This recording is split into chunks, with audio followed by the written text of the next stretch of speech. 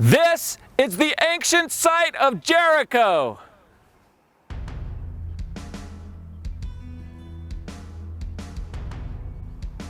Jericho is where the Bible says the walls came tumbling down.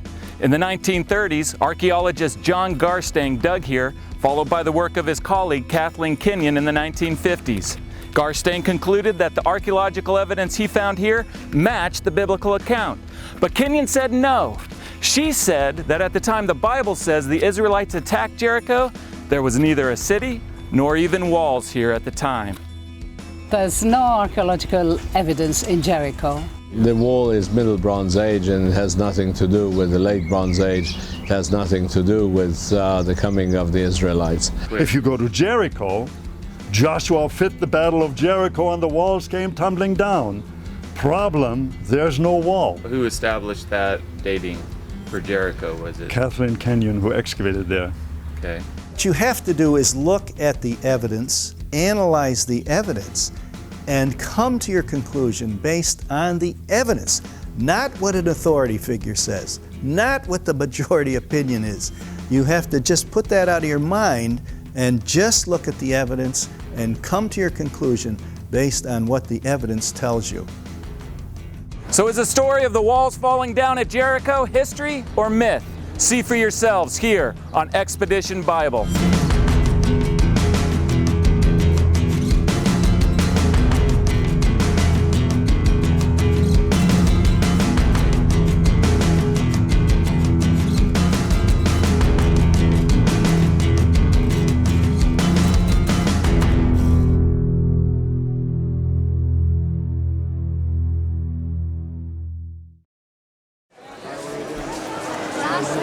We are here at the Tel Aviv airport and we are here to pick up Dr. Peter Parr. That's the sign.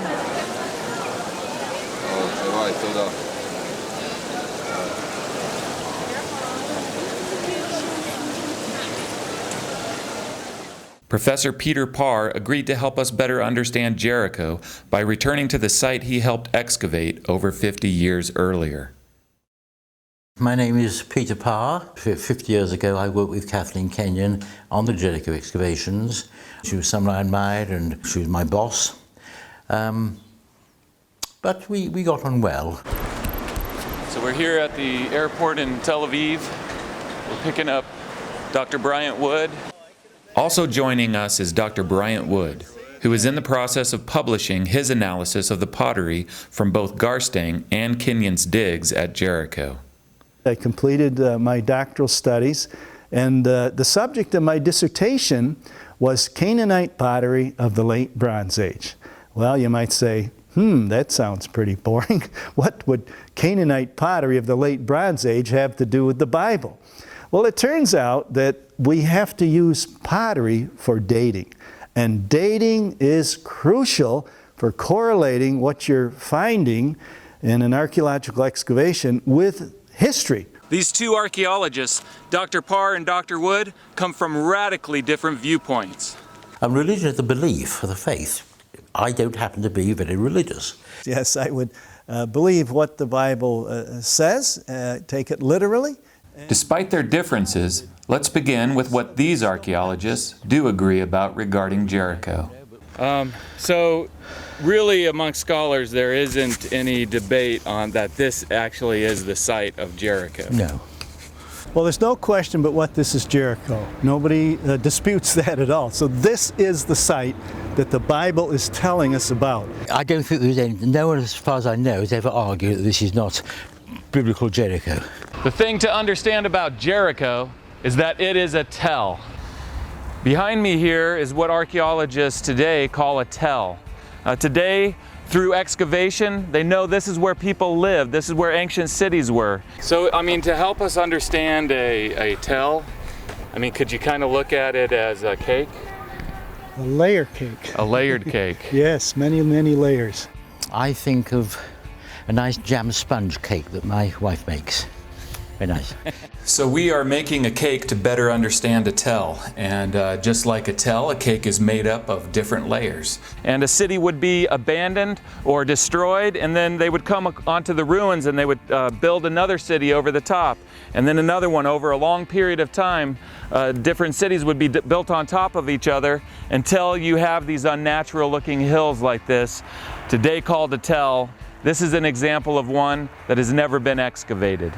And when you begin to dig into this tell, you go down through it layer by layer as you get down to the earlier and earlier and earlier cultures. Just as we can now cut open our cake to expose the inner structure of our cake, so archaeologists dig into a tell to expose the inner structure of the layer system within a tell. That's a very good description, except archaeology is not a piece of cake. It's a lot of hard work.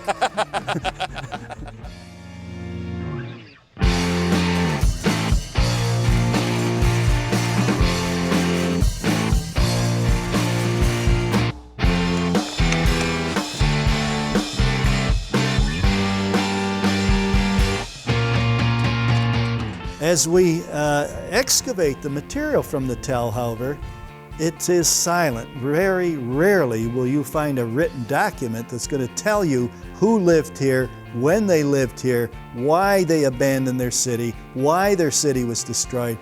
Archaeologists can't answer that sort of question.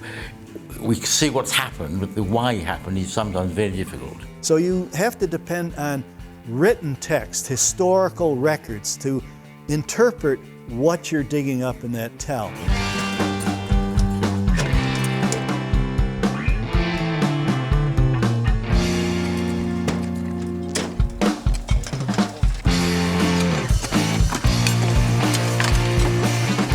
Dr. Randall Price excavates at Qumran, across from cave number 4, where many ancient fragments of Old Testament scrolls were found. These 2,200-year-old texts that were discovered here in cave number 4 were hand-copied from even earlier manuscripts, and they are our best source for what happened at Jericho in the ancient past.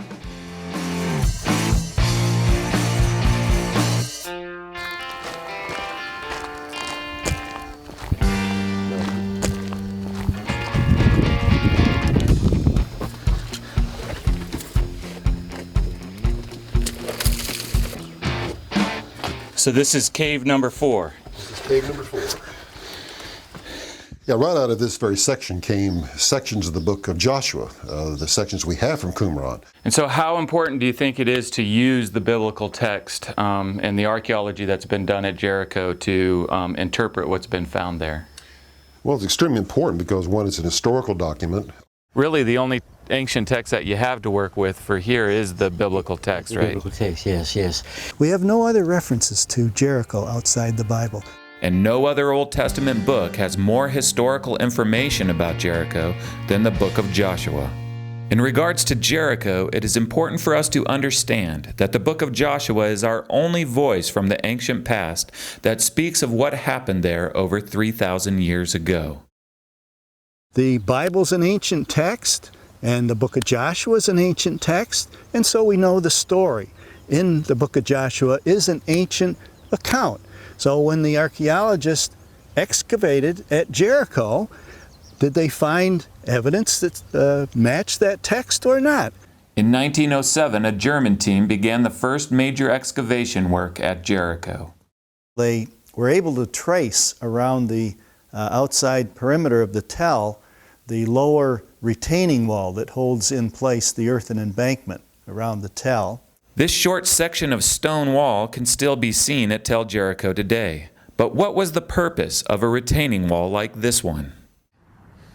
When I pour this bucket of dirt out, it spreads out across a flat ground. However, if I make a circle of stones and I pour the bucket of dirt into it, then the dirt is retained by the stone wall surrounding it. This is the stone retaining wall which held in place the earthen embankment that surrounded the city, and on top of the stone retaining wall was the mud brick wall. On top of this stone foundational retaining wall, there was another wall, the city wall, which was made out of mud bricks. The three teams that dug Jericho were the German team from 1907 to 1909, John Garstang in the 1930s and Kathleen Kenyon in the 1950s. Using the excavation reports from these three digs, we were able to reconstruct what the city of Jericho would have looked like in the time of Joshua.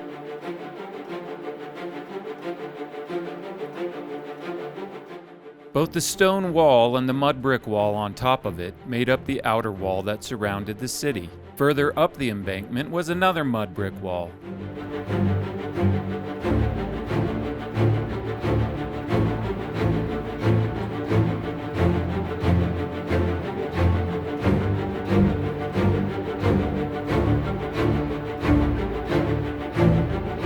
This wall is what the Israelites were looking at as they marched around the city.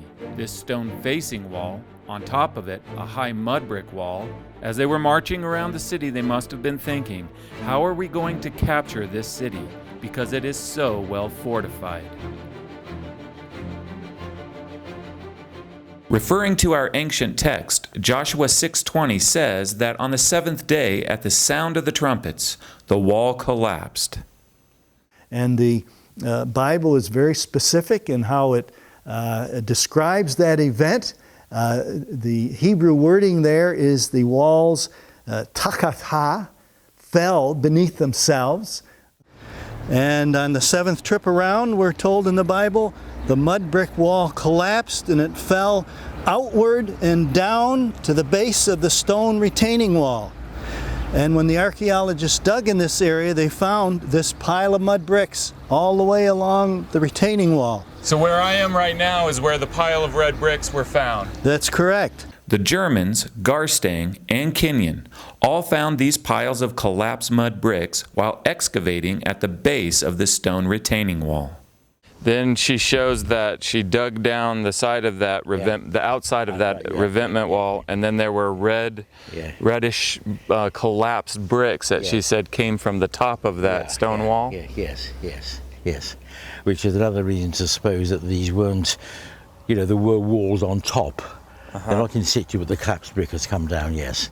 If you have a brick wall sitting on top of a stone revetment and it falls over, where else can the bricks go? They've got to go to the bottom. And so with that pile of bricks, what does that tell us? Does that tell us that there was a destruction of the wall? Certainly. It certainly is evidence of that destruction. These fallen bricks from the city wall can be seen in this diagram from Kenyon's excavation report. In her write-up, she makes it clear that it was not the stone retaining wall that fell, but rather the mud brick wall that once stood on top of it. And so she writes that up in her report, that here we have a collapsed city wall, and here's the evidence for it.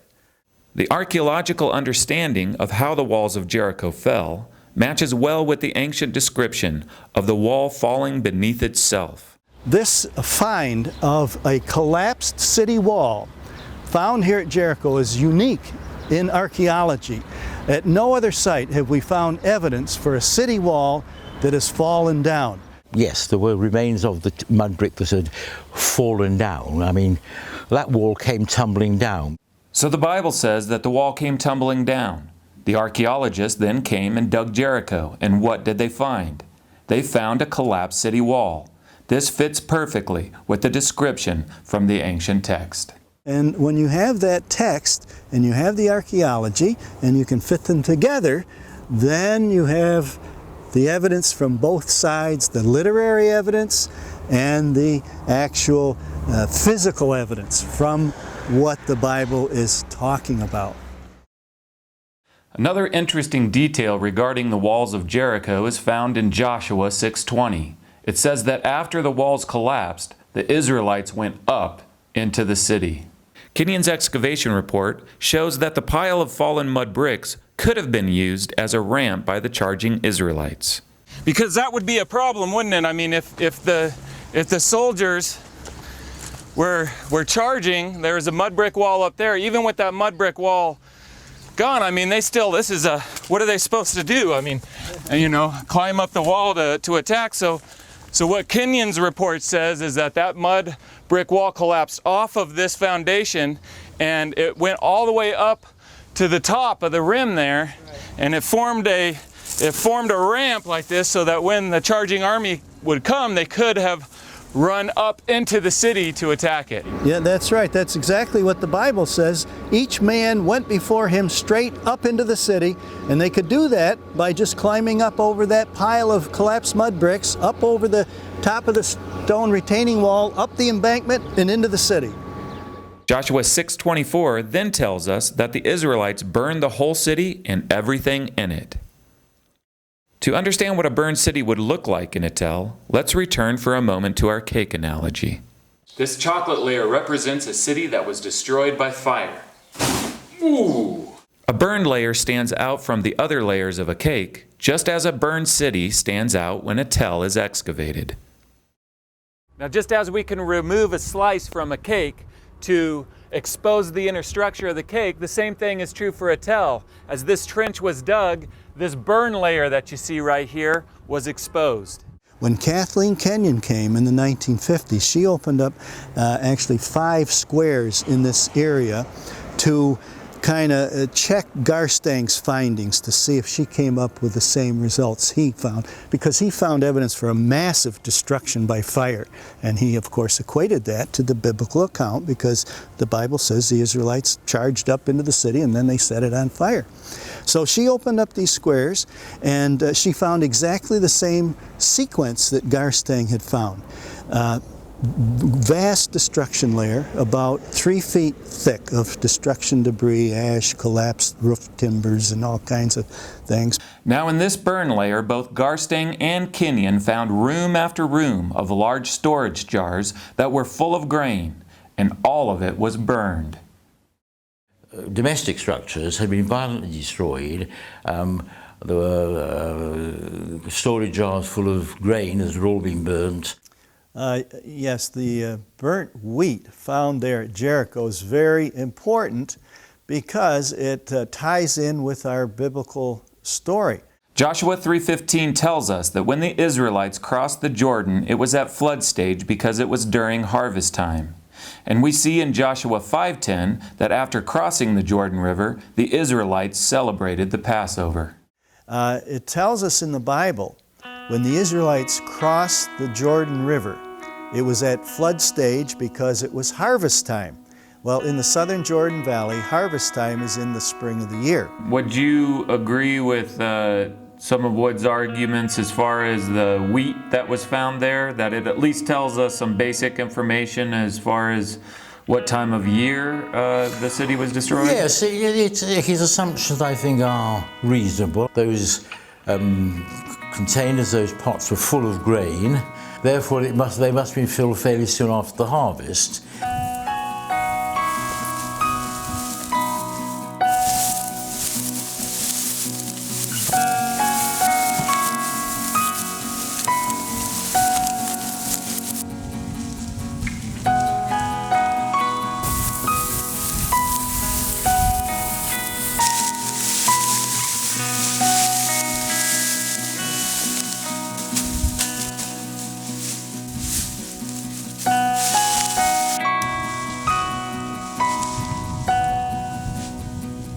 We know that the Israelites came into the land and attacked Jericho in the spring of the year after Passover.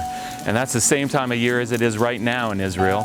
All over Israel they're celebrating Passover, and the people are bringing the wheat harvest in from the fields. And so we know both agriculturally and archaeologically that Jericho was attacked after the wheat harvest had been taken in.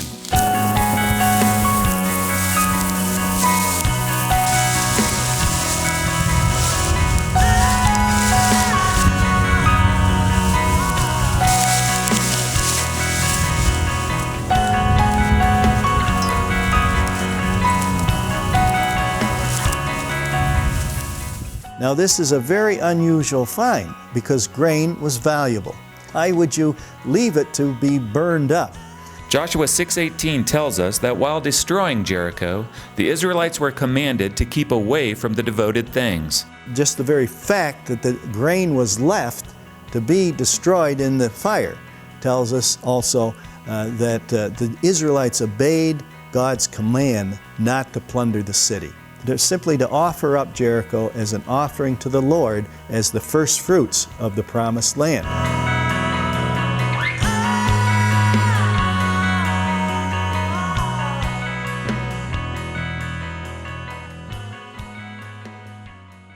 The basic sequence of events found in the Bible describing Jericho match the layer sequence the archaeologists found in the Tell. And in fact, Kathleen Kenyon introduced what we call the stratigraphic method of excavation here at Jericho, where you just peel down the layers, layer by layer, and you in particular analyze the vertical sides of the trench or the square that you're digging, and you draw it, you photograph it, because in the vertical trench you have a sequence of the events that have taken place as they're preserved in the earth layers. And she said the evidence here shows that the walls collapsed first, the earthquake happened first, and then the fire happened. That's exactly what the Bible says. The walls came down as the Israelites were marching around that seventh day. They went up into the city, then they set it on fire. Earthquake, fire. And she said, that's the sequence I have found here. In Joshua 6:26, Joshua said, "Cursed before the Lord is the man who undertakes to rebuild this city Jericho." On top of that destruction was this erosional layer. After the destruction, you get material rolling down the hillside. And we can account that to the fact that the city was abandoned for some period of time. And then a period when Jericho was not settled. It was abandoned, it was deserted. If you recall in the biblical story, Joshua pronounced a curse on Jericho. On anybody that would rebuild a city, there would be a curse on that person. The ancient text tells us that the walls collapsed, that the city was burned and afterwards laid abandoned. When archaeologists dug at Jericho, they found that the wall had collapsed, the city had been burned, and it had lain abandoned for quite some time. That's the sequence in the Bible. That's the sequence Kathleen Kenyon discovered in her excavations. So if the archaeological evidence found here matches so well with the biblical account, then what's the problem? Why is there such a debate among scholars today about this site of Jericho? This obvious destruction of the city, which evidence Garstang found, evidence Kenyon found, the debate is over the date of that. So does the Bible in fact give us a date for the time of Joshua's destruction of Jericho? According to biblical chronology, the conquest happened around 1400 BC. Yeah, I mean, we have 1 Kings 6, which talks about in the 4th year of Solomon's reign, and that's about 967 BC. It says it was 480 years after the time of the conquest by Joshua, entrance into the land. So if you add those numbers together, you come to what we would consider an early date, around 1446 BC. So 1446, and then you got to take the 40 years out for the wandering in the wilderness, and so you come to around 1406? Yeah, for the time of Joshua's conquest. Historically, we know that Solomon began building the temple in 966 BC. 1 Kings 6:1 tells us that this was 480 years after the Israelites had come out of Egypt. When we add 480 to 966, we come to 1446 BC. And since we know that the Israelites wandered the desert for 40 years, we have to subtract that from 1446 BC, bringing us to 1406, the biblical date for the conquest. After analyzing the pottery, Garstang dated the destruction of Jericho to around 1400 BC in agreement with the Bible. But Kenyon disagreed, dating the city's destruction 150 years earlier to around 1550 BC. So the debate is over when the city was destroyed. The Bible says it was around 1400 BC. Kathleen Kenyon said it was around 1550 BC. This 150-year discrepancy has huge implications. It would mean that when the Israelites came into the land of Canaan, there would have been no city of Jericho for them to destroy. It would also mean that the writers of the biblical account would have fabricated the story of Joshua and the great battle of Jericho. She claimed quite clearly, on the basis of the pottery, dated to about 1550. I'm just saying John Garstang had it right, Kathleen Kenyon had it wrong. When you look over at the bulk over here and you see this rim of this pot, are you looking at that and seeing pottery from the time of Joshua? Yes, absolutely. Yes, those storage jars are late bronze 1, the same thing that Garstang had found, and that carries over to all the other pots, cooking pots, storage jars, and bowls, and so on. Yes. So what is the deal with pottery anyway? And how is it used to date the events in a tell? Well, think of it this way. Just like cars change in style over time, so did ancient pottery. So when archaeologists study pottery they excavate in a layer, they can estimate a date for the event that formed that layer. Pottery from different sites can then be compared with each other. These are called parallels. Yes, in order to make my case for the dating of the destruction of Jericho, I have to show beyond doubt that the pottery in that destruction level dates to the end of the 15th century BC. And the only way I can do that in a credible fashion is to use parallels from other sites where scholars have already said this pottery dates to the end of the 15th century BC. And so it's not my word only. It's the word of all the other scholars who have excavated similar material, came to independent conclusions, and I'm merely using their results and feeding it into my analysis and saying, yes, based on all this information, all this data we have from all these places, I can safely date this destruction to the end of the 15th century BC. Kenyon had dated that destruction 150 years earlier. How could she be so far wrong? She was a very good field archaeologist, but in her dating here, she made a critical error. She based her date on what she didn't find, which is always dangerous, an argument from silence. She, in this destruction layer, did not find a type of imported pottery from Cyprus, which was relatively common in that time period, but it's easily distinguished, easily dated. And so she was looking for that kind of pottery to date her destruction level. She never paid any attention to the local Canaanite pottery, which was there in abundance. That's what Garstang used from his area over to the south, that local Canaanite pottery. He dated it based on that. She didn't pay any attention to that. She was looking for this imported Cypriot ware. She didn't find it. She said, must be nobody was living here. Otherwise there would be Cypriot pottery from the late Bronze 1 period. And so she said it must have been destroyed before. Now, even though Kathleen Kenyon never did find this particular kind of pottery that was imported from Cyprus, John Garstang, who dug before her, did find an imitation of this same kind of Cypriot ware.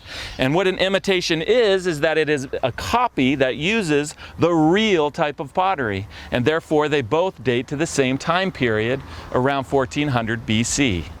I have studied all of the pottery that she excavated out of this destruction level. I've studied all of Garstang's pottery, and it's very clear that that destruction happened at the end of late Bronze 1, around 1400 BC.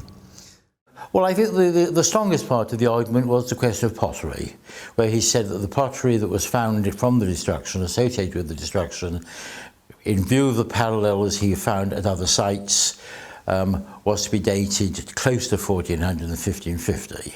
When we do an in-depth analysis of the finds from Jericho, we soon discover that the reason for the discrepancy is not because the Bible's wrong, but because of a misinterpretation of the archaeological evidence. I do tend, I suppose, to support Kenyon's interpretation, but at the same time, some of the other critics have studied the material in greater depth.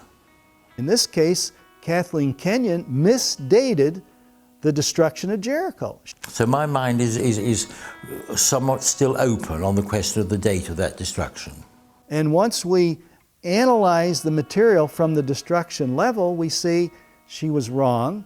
The real date is around 1400 BC, the biblical time of the conquest. I'm a neutral. I do not know whether Jericho was invaded and attacked by Joshua.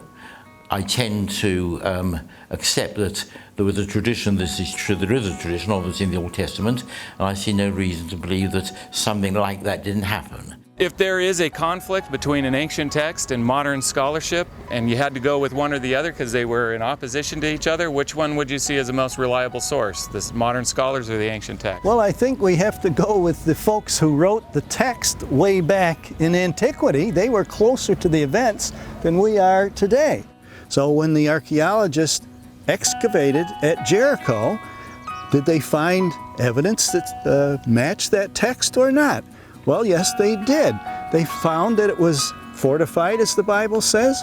We found that the walls fell down, as the Bible describes. This happened at harvest time, as the Bible describes. The city was burned, as the Bible described. You would not know those details. It had to be somebody who was there and witnessed these events and recorded it at the time. An eyewitness account. That's the only answer. There's no other answer. So I think we have to take the Bible literally and believe that this really happened. This is real history, and those walls came down exactly as described. The battle for Jericho is one of the most memorable stories in the Bible. And since the Bible is our only ancient account for Jericho, and since the details in the text match so well with the archaeological evidence found here, then the best conclusion that we can draw is that at the time of Joshua's conquest, the walls of Jericho really did come tumbling down.